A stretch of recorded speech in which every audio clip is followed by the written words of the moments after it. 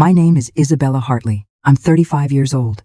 And 3 months ago, my own father threw me and my 8-year-old daughter out of Christmas dinner in front of 15 relatives. Ava was still holding her napkin, waiting for the turkey to reach her plate. "Get out," my father said, pointing at the door like I was a stranger who'd tracked snow across his floor. "If you won't cooperate, you don't belong here." My sister, Caroline, folded her arms. "Leave, and don't come back unless you're ready to do what's right." 15 people, silent. Ava squeezed my hand. "Mom, are we in trouble?" I looked at my father calmly. "Then you won't mind me doing this." 5 minutes later, every one of them was begging. 18 months earlier, my life split cleanly in two. It was 3. On a Tuesday, I was parked outside Ava's elementary school, engine idling, watching children spill out with oversized backpacks bouncing behind them. I remember thinking I needed to stop for milk. Normal thoughts, ordinary life. My phone rang. "Hartley," the voice was controlled. "Professional. This is Mercy General Hospital. Your husband has been involved in a motor vehicle accident. You need to come immediately." The world didn't explode. It went silent. I don't remember driving. I don't remember who picked Ava up. I only remember the hospital hallway too white, too bright, and a doctor in blue scrubs telling me my husband of 10 years didn't survive the impact. Michael was 36. At the funeral, people kept touching my arms, my shoulders, like I might shatter if they didn't anchor me. My father shook hands like he was closing a deal. My sister cried in measured intervals. My mother kept telling everyone how strong I was being. I wasn't strong. I was functioning. At the reception, I stepped into the hallway for air. Through the half-closed door, I heard Caroline's voice. "She can't raise Ava alone. You know that." A pause. If Michael were still alive, Ava would have a better future. My mother didn't correct her. She said, "Let her grieve. We'll figure something out." Figure something out. Like I was a problem to manage. At the burial, my father gripped my shoulder hard enough to bruise. "You need to pull yourself together," he said. "Ava needs stability. Don't let emotions cloud your judgment." Not "I'm sorry," not "I'm here." Instructions. Over the next weeks, the comments became quieter but sharper. "You're not sleeping, are you?" Grief makes people impulsive. Women in shock shouldn't make long-term decisions. I learned something during those months. When a widower cries, people call him heartbroken. When a widow hesitates, they call her unstable. I braided Ava's hair before school. I packed her lunches. I signed permission slips. I lay awake staring at the empty half of the bed and promised myself one thing: no one would decide my capability for me. I didn't know then that they already had. 3 months after Michael's funeral, the insurance settlement cleared. He had taken the policy out when Ava was born. "Just in case," he'd said, laughing when I told him we were too young to think like that. Turns out he was the practical one. I signed the final documents in a quiet downtown office. 2 days later, the transfer hit my account. I stared at the number on my banking app for a long time. It didn't feel like money. It felt like a receipt. The shift in my family was immediate. Caroline started calling twice a week. "Just checking on you," she'd say, voice warm in a way it had never been before. "Managing everything okay?" My mother reinstated Sunday dinners. "Family needs to stay close during hard times," she insisted.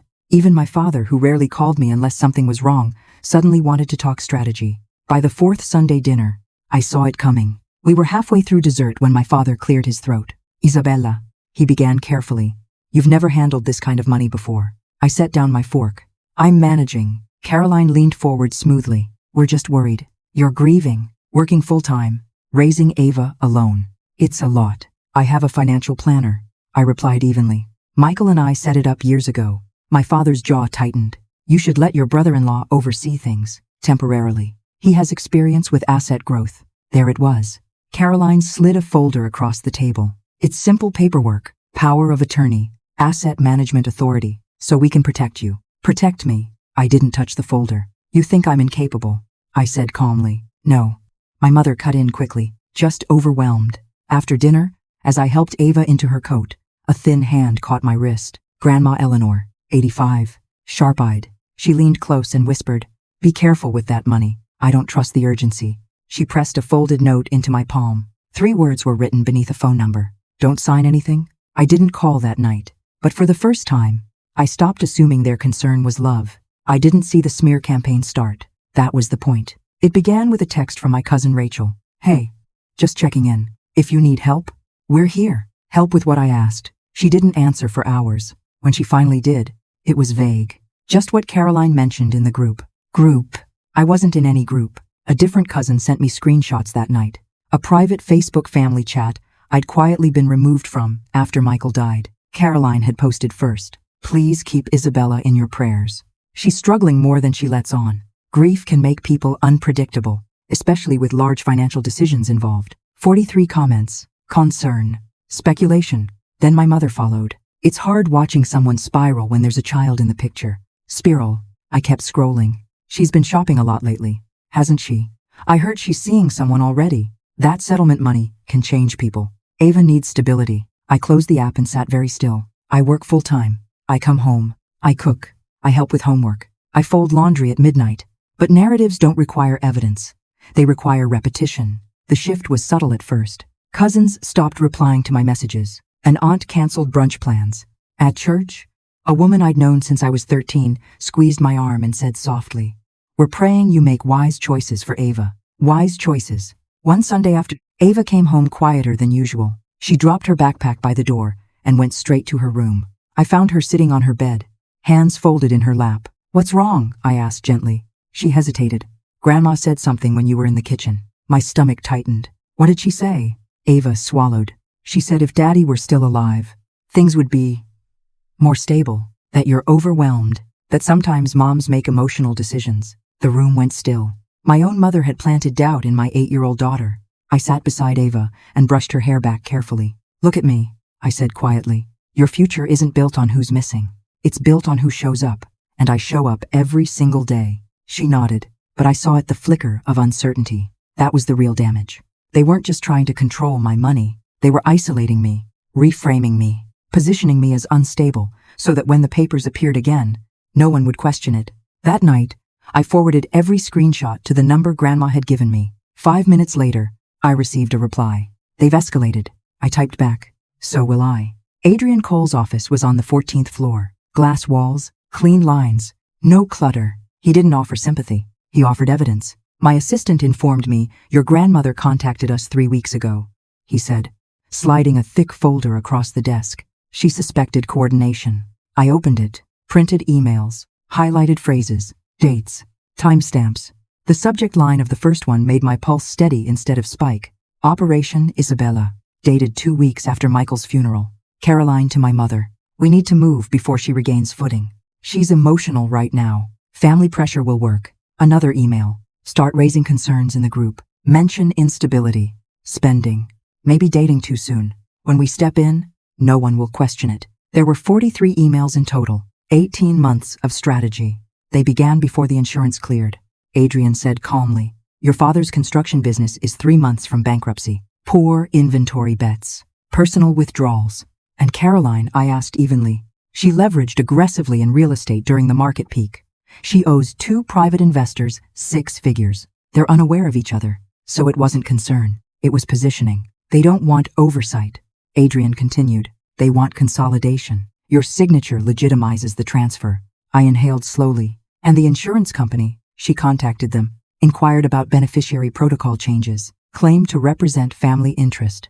No action taken, but intent documented. My fingers curled loosely against the desk. Not rage, calculation. "They're planning to force a public signing," Adrian added. "High-pressure environment. Likely Christmas." I thought of Caroline's last message. "Bring the documents, or don't bother coming." Adrian closed the folder. "They want leverage through spectacle," he said. "So we reverse it." "For once," I replied quietly. "I won't be the one on trial." Christmas Day felt staged. Wreaths on every window, cinnamon in the air, 15 cars in the driveway, witnesses. I squeezed Ava's hand before we went inside. "Stay near Grandma Eleanor," I told her softly. Caroline was already in the hallway. Red lipstick precise. Smile sharper than it needed to be. "You made it," she said, eyes flicking briefly to my purse. "Did you bring what we discussed?" "I brought everything I need," I replied. Dinner began normally. Wine poured. Laughter forced. My father presided at the head of the table like nothing beneath the surface was rotting. Halfway through the meal, Caroline stood and tapped her glass. "Before dessert," she said smoothly, "there's something we need to address as a family." Every head turned. She placed a manila folder in front of me. "As you all know, Isabella received a significant insurance settlement after Michael passed. We've been concerned about how she's handling it." Murmurs. My mother sighed theatrically. "We've tried helping her privately," Caroline continued. "We just want what's best for Ava. Stability, structure, not impulsive decisions. My father added firmly. Impulsive. Caroline slid the folder closer. Power of attorney. Temporary asset oversight. It protects Ava.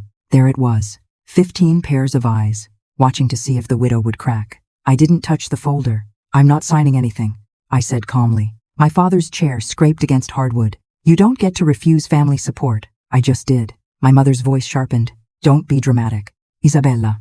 Dramatic. Caroline leaned closer, lowering her voice just enough to sound compassionate. You're grieving. It's understandable, but you're not thinking clearly. Let someone more objective handle this. Objective, I repeated softly. If you walk out without signing, she continued, smile thinning.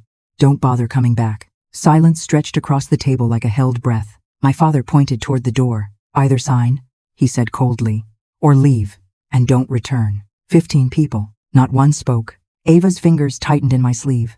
Mom, are we in trouble? I looked down at her. No. Sweetheart. Then I looked at my father. They thought this was the moment I would fold. I reached into my purse and pulled out my phone. You're right, I said evenly. This is a family matter. Relief flickered across Caroline's face. Then you won't mind me doing this. I pressed call. My father's composure cracked first. Who are you calling? Daniel. He caught himself, irritated by habit. Isabella. You don't bring outsiders into this. The line connected.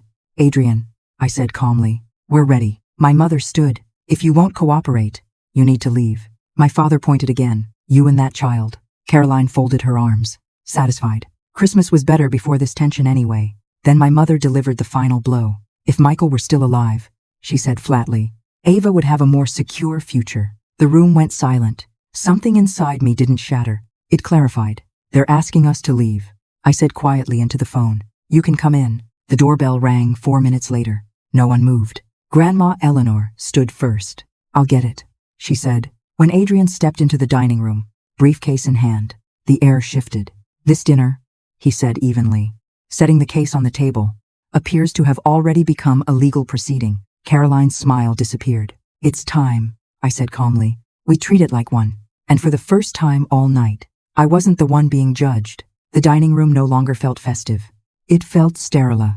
Adrian opened his briefcase with a quiet click and removed a bound document sealed in blue. Before we proceed further, he said evenly, there is a second matter that concerns everyone at this table. My father's voice was tight. What second matter? Adrian looked toward Grandma Eleanor. With Mrs. Eleanor Whitmore's consent, I am presenting her revised last will and testament, executed 3 weeks ago, witnessed and notarized. Caroline went pale. Grandma didn't flinch. I corrected an assumption, she said calmly. Adrian began reading. I, Eleanor Grace Whitmore, being of sound mind, hereby bequeath my primary residence located at 742 Whitmore Lane, including all land and contents thereof, valued at approximately $1.5 million, to my granddaughter, Isabella Hartley. Silence. Caroline made a sharp, disbelieving sound. That house was supposed to be mine. Supposed to, Grandma repeated coolly. You discussed renovation timelines before I was even in the ground. My father sank back into his chair, as if something invisible had knocked the air from him. Mother, he said quietly, we had an understanding. No, she replied. You had expectations. My mother's composure fractured. After everything she's done, Grandma turned toward her slowly. What she's done, she echoed. She buried her husband.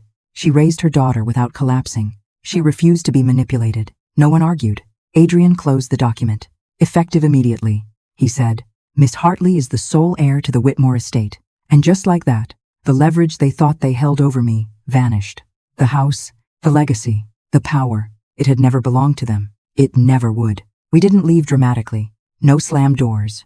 No final speeches. I took Ava's hand, thanked Grandma softly, and walked out into the cold night air like someone exiting a courtroom after the verdict had already been delivered. The calls started before I reached my apartment. Cousins apologizing. An aunt admitting she believed the instability narrative. An uncle saying he should have asked me directly instead of trusting Caroline. I kept my voice steady. It's handled, I repeated. 3 days later, Adrian called. Your father filed for bankruptcy this morning. The construction business is officially closing. I closed my eyes briefly. 30 years of work. And Caroline? I asked. She lost both investors within 48 hours. Her husband was unaware of the debt exposure. He is now. I leaned against the kitchen counter and watched Ava building a blanket fort in the living room. I didn't feel victorious. I felt Finished. A week later, my father sent a single message. We didn't think it would go this far. That was the most honest thing he'd said in years. But it had gone that far, long before Christmas. I didn't destroy them. I stopped protecting them. Consequences aren't revenge. They're gravity. You jump, you fall, and no one pushed them but themselves. 2 weeks after Christmas, Grandma Eleanor called me. No small talk, no hesitation. I have a question, she said, and I need you to answer honestly. Would you and Ava consider letting an old woman move in with you? I blinked. Grandma. What?